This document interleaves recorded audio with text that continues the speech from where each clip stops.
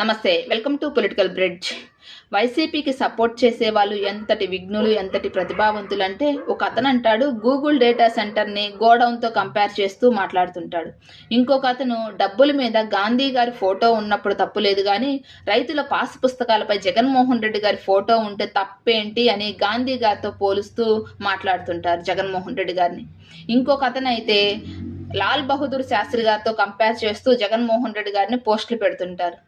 ఇంకొక అతను అయితే అన్నా క్యాంటీన్ల మీద చంద్రబాబు నాయుడు గారి ఫోటో ఉంటే తప్పులేదు కానీ రైతుల పాస్ పుస్తకాలపై జగన్మోహన్ రెడ్డి గారి ఫోటో ఉంటే తప్పేంటి అంటున్నారు. అన్నా క్యాంటీన్ అనేది ప్రభుత్వ పథకం. రేపు ఒకవేళ వేరే గవర్నమెంట్ వచ్చినా ఆ పథకాన్ని తీసేసినా ఎవరు అడగరు.